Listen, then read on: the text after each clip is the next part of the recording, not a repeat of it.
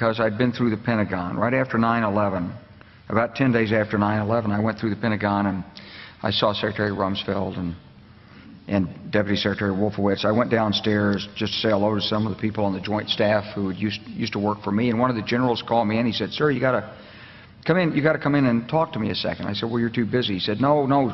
He says, "We've made the decision. We're going to war with Iraq." This was on or about the 20th of September. I said, "We're going to war with Iraq. Why?" He said, "I don't know." He said, "I guess they don't know what else to do."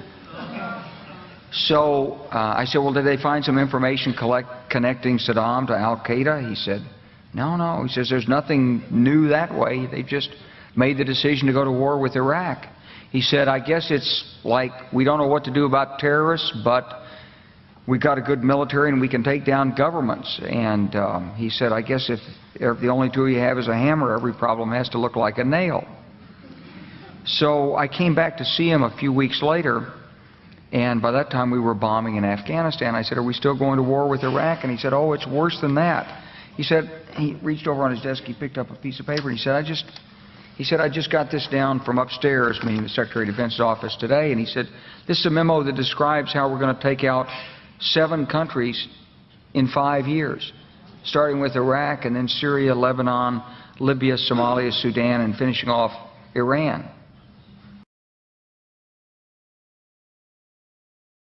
This is a memo that describes how we're going to take out 7 countries in 5 years, starting with Iraq. My fellow citizens, at this hour, American and coalition forces are in the early stages of military operations to disarm Iraq, to free its people, and to defend the world from grave danger.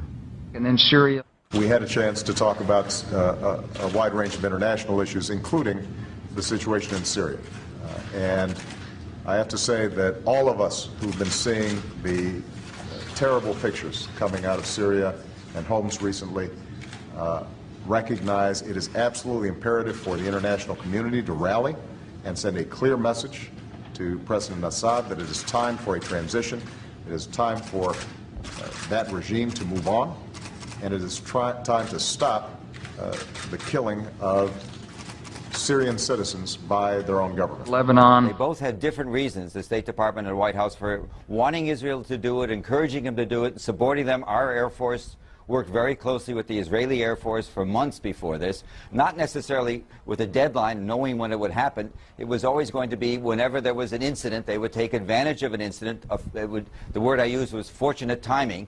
When Hezbollah grabbed some of the Israeli soldiers in early July, that was then a pretext, I think that's the only word, for a major offensive that had been in the works a long time. Libya. Today we can definitively say that the Gaddafi regime has come to an end. The last major regime strongholds have fallen. The new government is consolidating the control over the country, and one of the world's longest-serving dictators is no more. Somalia. Well, violence isn't only on the rise in Afghanistan. In fact, it looks like America's shadow wars have now increased by 1. Drone strikes have long been reported in Pakistan and Yemen, but now there's news that a week ago, a U.S. drone aircraft fired on 2 leaders of the Somalian organization Al-Shabaab. Sudan.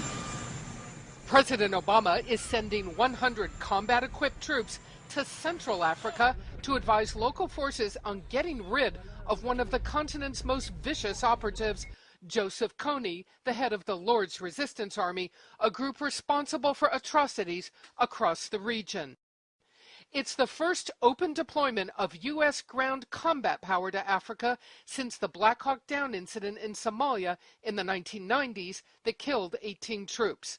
U.S. troops may wind up now in Uganda, South Sudan, the Central African Republic, and the Democratic Republic of the Congo. It's part of a growing military effort to engage in Africa. Finishing off Iran.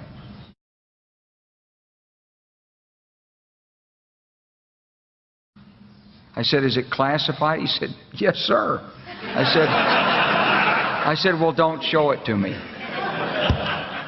And I saw him a year or so ago, and I said, "You remember that?" He said, "Sir, I didn't show you that memo. I didn't show it to you." I'm sorry, what did you say his name was? I'm not going to give you his name. So go through the countries again. Well, starting with Iraq, then Syria and Lebanon, then Libya, then Somalia and Sudan, and then back to Iran.